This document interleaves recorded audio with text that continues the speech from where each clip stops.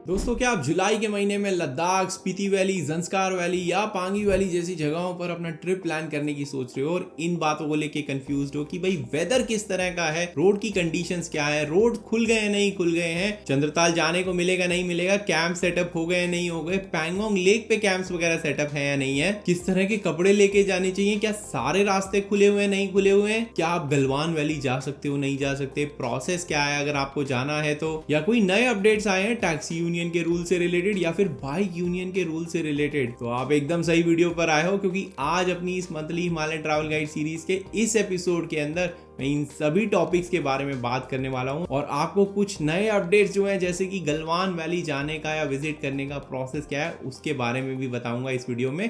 तो चलिए फिर शुरू करते हैं।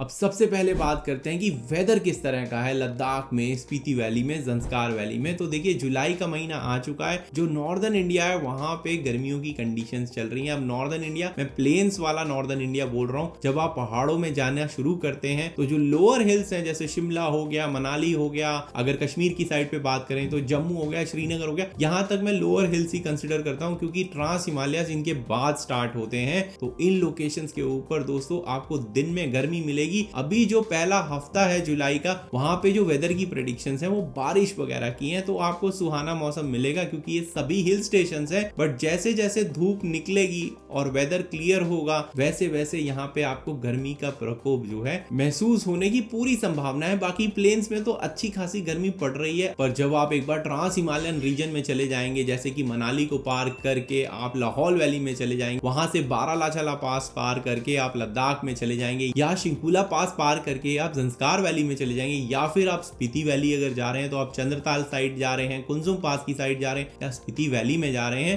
तो इन सभी लोकेशन के ऊपर आपको दिन में थोड़ी गर्मी जरूर मिल सकती है, पर जो बाकी का समय होगा, खास तौर से जो शेड्स वाले इलाके हैं जहां पे सूरज की किरणें नहीं आती हैं, वहां पे आपको थोड़ा थोड़ा ठंडक जो है अभी भी महसूस रहेगी। खास तौर से लेक्स हो गई, हाई पासेस हो गई, यहाँ पे हवाएं चलती हैं तो हवाओं में अभी भी थोड़ी बहुत ठंडक जो है बिल्कुल बरकरार रहने वाली है। आप पर जो मेन लोकेशंस होगी, जैसे अगर आप लेह में रुके हुए हैं तो वहां पे आपको थोड़ी बहुत गर्मी जो है जरूर महसूस होगी। शाम के समय में थोड़ा प्लेजेंट हो जाएगा, सुबह सुबह थोड़ा प्लेजेंट रहेगा, पर जब धूप निकली हुई होगी तो आपको गर्मी लगेगी। सिर्फ ओवरकास्ट डेज जो है, जब बारिश हो रही होंगी या ओवरकास्ट कंडीशन होंगी, तब थोड़ा बहुत ठंडक जो है रहेगी। तो आपके मन में आ रहा होगा ये तो थोड़ा टेम्परेचर वेरीड हो गया, तो कपड़े किस तरह के लेके जाने चाहिए। तो जैसे लोअर जो रीजन है, अपना प्लेन्स का जो इलाका है नॉर्दर्न इंडिया का, वहां पे तो बड़ी गर्मी पड़ रही है, तो आपको हाफ स्लीव्स वगैरह जो है या वेंटिलेटेड लोअर्स वगैरह हो गए वही लेके आप राइड करिएगा या आप गाड़ी से जाइएगा। जैसे जैसे आप अपर हिल्स या इन ट्रांस हिमालयस के अंदर जाएंगे वैसे वैसे आपको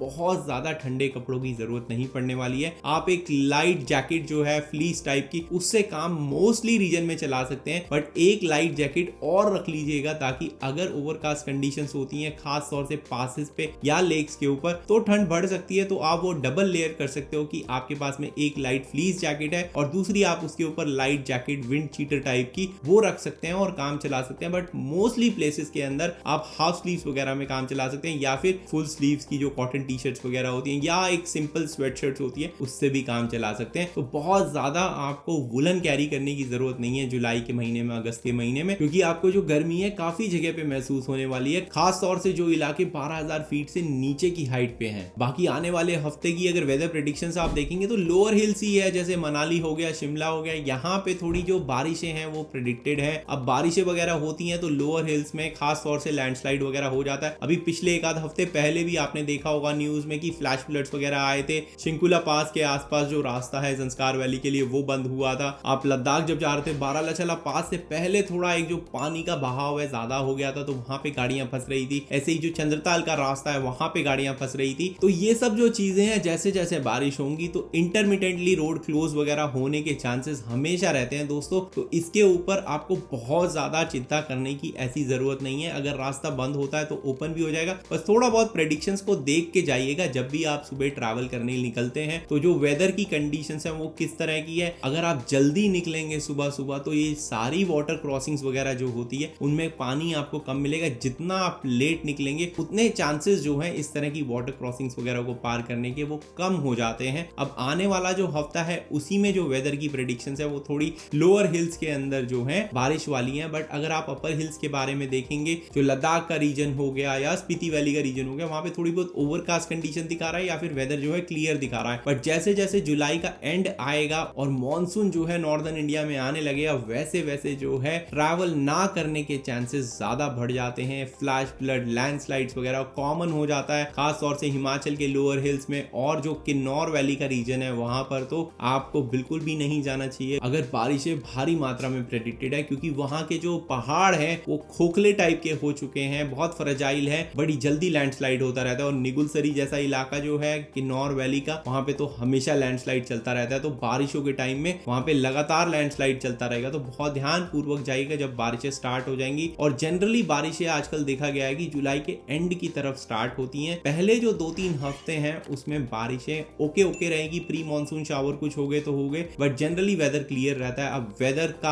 आजकल कुछ पता नहीं चलता है, तो वेदर कंडीशंस देखते रहिएगा, मेरे चैनल के साथ अपडेटेड रहिएगा। मेरी कम्युनिटी जो है डिस्कॉर्ड की, वहां पे लोग जो हैं बाकी के वो भी पोस्ट करते रहते हैं, मैं भी फ्रेश अपडेट्स पोस्ट करता रहता हूं, तो आप उसको ज्वाइन कर सकते हैं और वहां पे जो भी फ्रेश कंडीशंस चल रही हैं उसके बारे में जानकारी वगैरह ले सकते हैं। अब चलते हैं सीधा रोड कंडीशंस के ऊपर। जो पिछले महीने जून का मैंने अपडेटेड वीडियो निकाला था उसमें ये तो आपको पता चल ही चुका है कि सारे रास्ते जो हैं लद्दाख के, स्पीति वैली के, ज़ंस्कार वैली के, पांगी वैली के, जो सच पास भी है, वो सारे रास्ते जो है ओपन हो चुके हैं। अभी सारे के सारे रोड जो हैं मोस्टली ओपन है। जब मैं बोल रहा हूँ मोस्टली तो इसका मतलब ये है कि सीजन टाइम के लिए उसे ओपन कर दिया गया। अब ऐसा हो सकता है कि आज मैं वीडियो बना रहा हूँ 29 जून को, तो सारे रास्ते खुले हुए हैं, बट कल कोई लैंडस्लाइड हो जाता है या फ्लैश फ्लड आ जाता है तो हो सकता है रास्ता बंद हो जाए, बट वो इंटरमिटेंट रास्ता बंद होगा।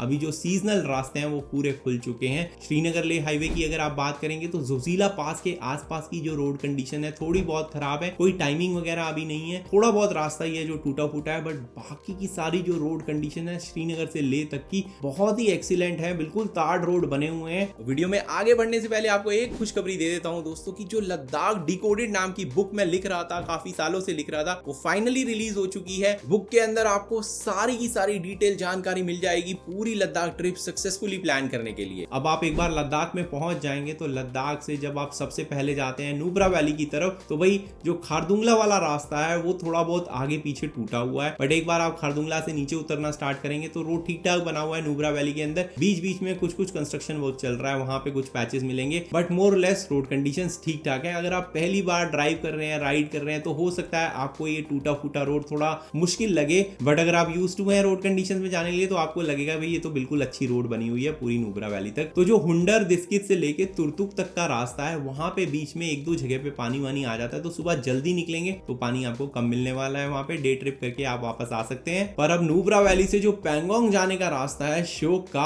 अगर मैं 29 जून की बात करूं तो अभी वो बंद हुआ है, पिछले 2-3 दिन से बंद पड़ा हुआ है, क्योंकि जो पानी है श्योक रिवर का वो ज्यादा आ चुका है रोड के ऊपर और वहां से गाड़ियां वाड़ियां पास नहीं हो पा रही हैं, क्योंकि वहां पे कंस्ट्रक्शन वर्क वगैरह चल रहा है। तो बीच बीच में भी जो पानी के नाले वगैरह हैं वो बहने स्टार्ट हो गए हैं, तो लोग जो है वारिल्ला पास वाला रास्ता लेके जा रहे हैं क्योंकि वो ओपन है, वहां पे कोई पानी वानी रोड पे नहीं आने की संभावना होती है, क्योंकि रिवर के साथ में वो रोड नहीं चलता है, रिवर से दूर चलता है। बीच में एक आधी वाटर क्रॉसिंग है जो उस रोड पे भी आती है, तो अगर आप सुबह जल्दी निकलेंगे हुंडर से या दिस्कित से तो आप आराम से वारिल्ला पास की चढ़ाई चढ़ सकते हैं। रोड बीच बीच में टूटा हुआ है, बीच बीच में पूरा बना हुआ है, तो थोड़ी बहुत ऑफ रोडिंग उस रोड पे आप एक्सपेक्ट कर सकते हो। और वहां से आप पहुंचते हो शक्ति विलेज पे, फिर वहां से आपकी चांगला पास की चढ़ाई शुरू होती है, जो कि अपना ले से पैंगोंग का नॉर्मल रूट है। जब आप शक्ति विलेज पे पहुंच जाते हो तो आप उस रूट पे मिलते हो, फिर वहां से आप चांगला पास चढ़ते हो, चांगला पास से आप पैंगोंग जाते हो। वो रोड कंडीशन चांगला पास के आसपास थोड़ी बहुत टूटी हुई है, बट बाकी 90% रोड जो है आपको बिल्कुल ताड़ मिलने वाला है। पैंगोंग लेक तो बहुत ही अच्छी रोड कंडीशन में है। अब आने वाले एक आध हफ्ते में जब श्योक वाला रूट खुल भी जाएगा तो भी मैं यही रेकमेंड करूंगा आप सुबह सुबह जल्दी निकलिएगा, क्योंकि जो पानी का बहाव वगैरह है वाटर क्रॉसिंग्स के अंदर या रिवर के अंदर वो जैसे जैसे दिन चढ़ेगा वैसे वैसे ज्यादा हो जाता है। तो अगर आप सुबह सुबह निकल जाएं जाएंगे अपना 7 बजे तक मैक्सिमम हुंडर से या फिर दिस्कित से, तो आप उस रोड पे ट्रैवल कर सकते हैं। बट एक बार पूछ लीजिएगा कि रोड खुल गया है नहीं खुल गया है, और जैसे ही अगस्त आएगा इस रोड के वैसे ही वापस हालात हो जाएंगे। एक बार आप पैंगोंग लेक पहुंच जाते हैं तो वहां से या तो आप हानले जाते हैं और फिर आगे उमलिंगला पास जाते हैं, या फिर आप सोमोरी लेक जाते हैं। अगर आप पैंगोंग लेक से रेजांगला वॉर मेमोरियल और सागला या सागला विलेज होते हुए लोमा तक जाते हैं तो वो रोड बीच बीच में कच्चा रोड है, ऑफ रोड टाइप का रोड है, डर्ट ट्रैक टाइप का रोड है, बहुत गड्ढे वड्डे नहीं है बट डर्ट ट्रैक टाइप का रोड है।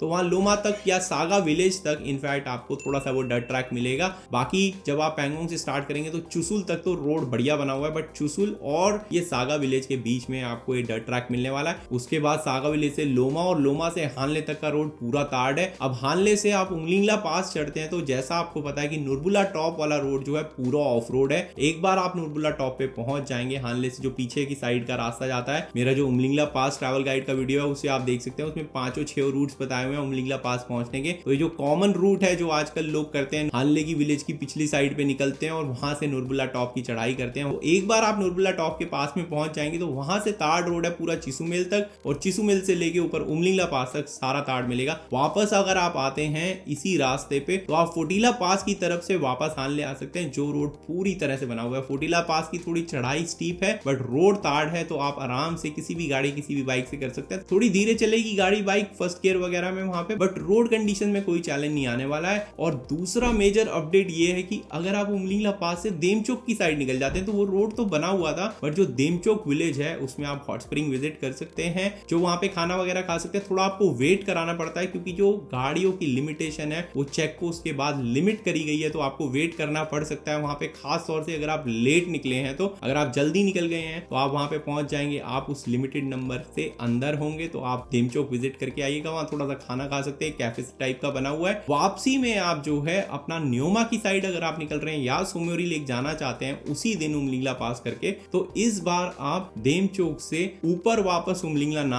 आके फुकचे कोयूल दुंगटी वाला रोड ले सकते हैं, जो पूरी तरह से ताड़ कर दिया गया। अभी पिछले साल तक वो टूटा हुआ था बट अब वो रोड भी ताड़ हो चुका है, तो आप उस रूट को लेके न्योमा पहुंच सकते हैं बड़ी जल्दी। वहां पे अपना ब्रेक लेके लंच वगैरह कर सकते हैं, टैंक अप करा सकते हैं क्योंकि पेट्रोल पंप वहां पे है न्योमा पे, और वहां से फिर आगे आप अपनी सोमोरी की जर्नी जो है कंटिन्यू कर सकते हैं। वो रोड पूरी की पूरी अच्छी रोड कंडीशन में है। ऐसे ही अगर आप हानले से चुमुर साइड से जाना चाहते हैं तो हानले से जो चुमुर तक का रास्ता है सलसला पास होते हुए वो 80 किलोमीटर के आसपास का है। उसमें से मेजॉरिटी रोड जो है ताड़ हो चुका है, बट बाकी का रोड जो है काफी टूटा फूटा मिलेगा। बीच बीच के सेक्शन काफी ऑफ रोडिंग है, तो अकेले वहां पे मत जाइएगा, अकेली गाड़ी से मत जाइएगा, अकेली बाइक से मत जाइएगा। एक आध गाड़ी या एक आध बाइक आपके साथ में होनी चाहिए। एक बार आप चुमुर पहुंच जाएंगे तो वहां चुमुर से लेके और सोमोरी तक का रास्ता जो है छरचगला पास होते हुए बहुत ही अच्छी रोड कंडीशन में है, और जो व्यू है सोमोरी लेक का इस साइड से बहुत ही सुंदर आता है। अब सोमोरी लेक पहुंच जाएंगे तो आपके पास में या तो ऑप्शन है आप ले तक वापस चले जाइए, जो रास्ता है सोमोरी लेक से ले तक का पूरा चकाचक बना हुआ है, पूरी ताड़ रोड है। बट जनरली लोग सोमोरी लेक से वापस सुंडो आते हैं, फिर एक लेफ्ट लेते हैं जो कि आपको सोकर विलेज पे लेके जाता है, सोकर लेक पे लेके जाता है, और वहां से आगे जाते हैं देबरिंग पे। देबरिंग ऐसा पॉइंट है जो अपना मनाली ले हाईवे पे कनेक्ट होता है, वहां से लोग जो है मनाली की तरफ एग्जिट कर जाते हैं। अब ये रोड भी जो है 90% ताड़ हो चुका है आप जब देबरिंग तक पहुंचेंगे। अब देबरिंग से जब आप पांग की तरफ जाएंगे वो पूरा का पूरा रोड आपको बना हुआ मिलेगा मनाली ले हाईवे का, बट पांग से और सारचू के बीच का जो सेक्शन है वहां पे रोड कंस्ट्रक्शन का काम वगैरह चल रहा है, और वहां पे जो रोड है आपको पूरा टूटा फूटा मिलने वाला है, ऑफ रोड टाइप का। तो वहां पे धीरे धीरे गाड़ी चलेगी, थोड़ा ध्यान से चलाइएगा आराम से। लाचुंगला पास के आसपास और जो नकीला पास के आसपास काफी रोड टूटा हुआ है, बट जो सीजन ट्रैवलर हैं जो हमेशा लद्दाख वगैरह जाते रहते हैं उनके लिए ज्यादा दिक्कत नहीं आएगी। एक बार आप सारचू पहुंच जाएंगे तो सारचू से बारालाचाला पास अगेन 90% बना हुआ है, थोड़ा बहुत ही बीच में एक आधा स्ट्रेच होगा जो टूटा हुआ होगा, अदरवाइज 90% ज्यादा बना हुआ है। और बारालाचाला पास के बाद तो पूरा मनाली तक रोड ताड़ है। हाँ, बारालाचाला पास और जिंगजिंग पार के बीच में एक नाला आया हुआ है जहाँ पे पानी बह रहा है, पर वहां पे हो सकता है थोड़ी बहुत दिक्कत वगैरह हो। बट अगर आप सुबह जल्दी निकल रहे होंगे,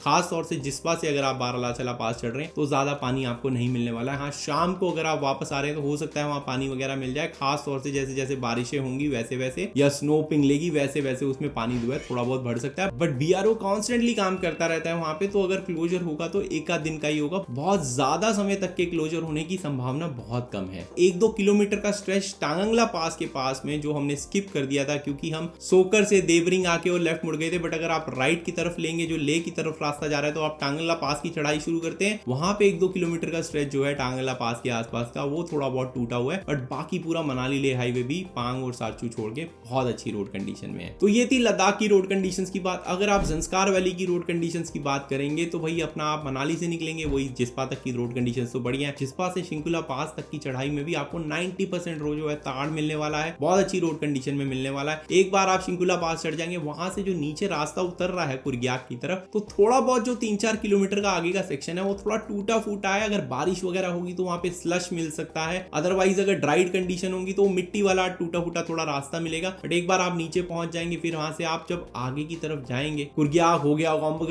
वगैरह पार हो गया, तो आप ऐसे पॉइंट पे पहुंचेंगे जहां से एक रास्ता राइट साइड की तरफ जो है अपना पुरने विलेज की तरफ जा रहा है और लेफ्ट वाला रास्ता एक ऑल्टरनेट रास्ता निकाला गया है। दोनों ही रास्ते जो है कच्चे रास्ते हैं, बट जो पुरने वाला रास्ता है वहां पे कंस्ट्रक्शन वर्क वगैरह चल रहा है तो ज्यादा खराब है, वहां पे सैंड काफी ज्यादा है, मिट्टी काफी ज्यादा है, तो बाइक वाइक चलाने में थोड़ी दिक्कत होती है, गाड़ी चलाने में भी दिक्कत होती है। तो आप उस रास्ते को अवॉइड कर सकते हैं जो उल्टे हाथ पे रास्ता जा रहा है बाईपास करते हुए आप उसको फॉलो कर सकते हैं। पुरने से पादुम तक का रास्ता भी जो है बीच बीच में टूटा हुआ है, थोड़ा बहुत कंस्ट्रक्शन वर्क चल रहा है, हो सकता है अगले साल तक पूरा बढ़िया बना दिया जाए पादुम तक का, पर ऐसी कोई मेजर दिक्कत नहीं है। जनरली लोग जो है 5 से 6 घंटे के बीच बीच में जिस्पा से लेके पादुम तक का डिस्टेंस जो है कवर कर पा रहे हैं इस रूट के ऊपर। एक बार आप पादुम पहुंच जाएंगे तो पादुम से आप कारगिल की तरफ अगर जाएंगे पेंजुला पास होते हुए तो वो रोड भी काफी हद तक बन चुका है, 80% कहूंगा रोड बन चुका है। खास तौर से अगर आप पेंजिला पास तक जाएंगे पादुम से तो वो रोड तो काफी अच्छा बना हुआ है, बट पेंजिला पास से जब सुरु वैली की तरफ उतरते हैं तो वहां पे अभी भी कंस्ट्रक्शन वगैरह चल रहा है। एक बार आप सांकू पहुंच जाएंगे, सांकू से कारगिल तो पूरा ताड़ है, और कारगिल से फिर लेके अपना लेह तक का तो वो तो हम बात कर ही चुके हैं, पूरा ताड़ बना हुआ है। तो अगर आपकी छोटी गाड़ी है, आप इनएक्सपीरियंस हो, तो आप इस वाले रूट को ले सकते हो, क्योंकि जो बाकी के 2 रूट है पादुम को लेह से कनेक्ट करने वाले, एक जो पुराना 2-3 साल पहले बना था सिरसिला सिंगेला पास होते हुए, उस रूट की रोड कंडीशंस आपको पता ही है कि ऑफ रोड टाइप का रूट है, थोड़ा लंबा रूट भी है, टाइम लगता है, थोड़ा हेक्टिक हो जाता है। पर अगर आपने वो रूट एक्सप्लोर नहीं करा है तो आप उसको एक्सप्लोर कर सकते हैं, या फिर आप एक्सपीरियंस ड्राइवर एक्सपीरियंस राइडर हैं तो भी आप उस रूट को कर सकते हैं। रोड कंडीशंस में पिछले महीने से अभी तक ज्यादा कुछ बदलाव नहीं आया है। जो तीसरा रूट अपना बन चुका है लेह को कनेक्ट करने वाला पादुम से, जिसे NPD route, Nimmu Padum Darcha route से भी जाना चाहता है, वो रूट अभी भी ऑफिशियली जो है संडे को और वेडनेसडे को ही पब्लिकली लोगों के लिए ओपन है, अदरवाइज आप उस पर ट्रैवल नहीं कर सकते हो क्योंकि कंस्ट्रक्शन वगैरह चल रहा है। बीच बीच में सेक्शन इंप्रूव हुए हैं कुछ, खास तौर से चिलिंग और निराग के बीच का जो सेक्शन है काफी टूटा हुआ है, और क्योंकि अब पानी बार बार बढ़ रहा है रिवर के अंदर, स्नो मेल्ट भी हो रही है और बारिशें भी हो रही हैं लोअर हिल्स के अंदर, दोनों कारणों की वजह से जो है पानी बढ़ रहा है ज़ंस्कार रिवर के अंदर। तो जो सेक्शन है अपना लिंकशेड जंक्शन से लेके और निराग जंक्शन तक के बीच में, क्योंकि वो पानी के बहुत पास में चलता है तो पानी जो है रोड पे भी आ सकता है और वो रोड बंद हो सकता है। तो पता करके जाइएगा कि वो रोड खुला नहीं खुला, अदरवाइज आप अपना वही लिंकशेड जंक्शन से मुरगुमला पास की तरफ चढ़ सकते हैं और फिर वहां से सिंगेला सिरसिरला होते हुए लमायूरू पे पहुंचेंगे और फिर राइट लेके अपना ले। पर अगर आप ये निराग चिलिंग वाला रोड ले रहे हैं तो इसमें आपके पास में हाई ग्राउंड क्लियरेंस गाड़ी जो है वो होना बहुत जरूरी है, और ट्रैवल आप करिएगा वेडनेसडे को या संडे को, क्योंकि ऑफिशियली तभी ओपन है ये रूट। फाइनली अगर स्पीति वैली की रोड कंडीशंस की बात करें तो शिमला से लेके जो काजा तक का रूट है वो तो अब ऑलमोस्ट स्टार्ट कर दिया गया है। बीच बीच में थोड़े पतले सेक्शंस हैं, रोड के नैरो रोड है, बट ओवरऑल रोड कंडीशंस जो है ताड़ है। हाँ, किन्नौर वैली के अंदर जैसा आप सबको बार बार बताता हूँ कुछ सेक्शंस ऐसे हैं, भावानगर के पास का सेक्शन, तपड़ी के पास का सेक्शन और जो निगुलसरी का सेक्शन है वहां पे लैंडस्लाइड वगैरह होता रहता है। तो अगर बारिश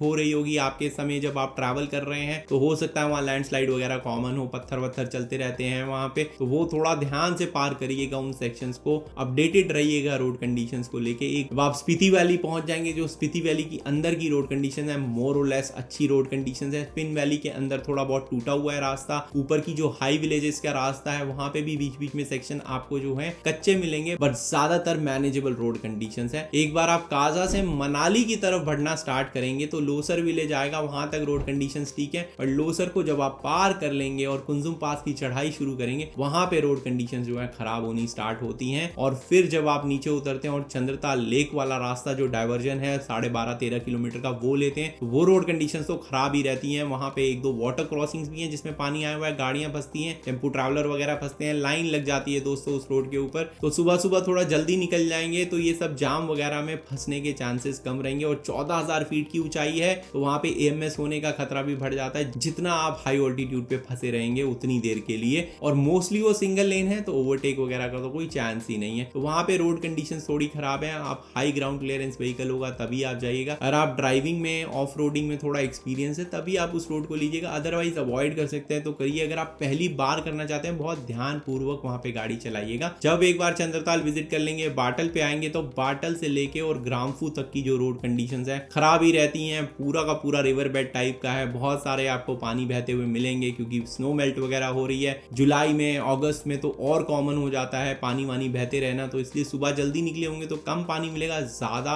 लेट निकलेंगे तो ज्यादा पानी का बहाव आपको वाटर क्रॉसिंग्स में मिलने वाला है। और बहुत सारी बीच में वाटर क्रॉसिंग्स आती हैं। अब ऐसा नहीं है कि बहुत खतरनाक वाली हैं जो पहले हुआ करती थी 5, 6, 8 साल पहले, बहुत सारी वाटर क्रॉसिंग के नीचे पाइप लगा दिए गए तो काफी पानी तो नीचे से ही निकल जाता है, बट फिर भी जो फर्स्ट टाइमर्स हैं जो उस रोड पे ट्रैवल कर रहे होते हैं उनके लिए उतना पानी भी दिक्कत पैदा कर देता है। अब वीडियो में आगे बढ़ते हैं और इस महीने की बिल्कुल फ्रेश बिल्कुल नई अपडेट के बारे में आपको बताता हूं, जो कि अपनी डिस्कॉर्ड कम्युनिटी में दुर्गेश जी हैं, उन्होंने गलवान वैली का रूट करा, इस बार पूरा का पूरा करके आए हैं। उन्होंने पूरी डिटेल शेयर करी है, पूरा प्रोसेस बताया कि आप गलवान वैली कैसे विजिट कर सकते हैं। तो दोस्तों रास्ता इस तरह से है कि जब आप नुब्रा वैली से पैंगोंग लेक की तरफ निकलते हैं श्योक वाला रूट लेते हुए, तो जब आप श्योक विलेज पे पहुंचेंगे तो उसके आसपास एक कट जा रहा है जो डीबीओ की तरफ जाता है, जिसे दौलत बेग ओल्डी भी बोला जाता है। वो डीबीओ तो बहुत दूर है, बट जो गलवान वैली तक का रास्ता है उसे ओपन कर दिया गया है टूरिस्ट के लिए। तो उसका प्रोसेस ये है कि एक बार जब आप उस डाइवर्जन पे आएंगे तो आपको सीधा नहीं जाना है पैंगोंग लेक वाले रास्ते पे, आपको नीचे डीबीओ वाला रास्ता लेना है। डीबीओ वाले रास्ते से जब आप नीचे जाएंगे तो आप एक मिलिट्री कैंप तक जाके पहुंचेंगे, वहां से आगे एक ब्रिज आएगा और फिर एक छोटी सी सफेद रंग की बिल्डिंग आपको मिलेगी जो कि TCP 23 किलोमीटर पे है। वहां पे आपको गाड़ी लगानी होगी और रजिस्ट्रेशन करना पड़ेगा अपने सारे पैसेंजर्स का जो भी आपके साथ में। आपको अपना DL दिखाना होगा और जो आधार कार्ड की डिटेल्स है वो देनी होगी। वो लोग आपको एक RFID कार्ड देंगे जो आगे आपको जो चेक पोस्ट आएंगी TCP 56 किलोमीटर और TCP 120 किलोमीटर पे,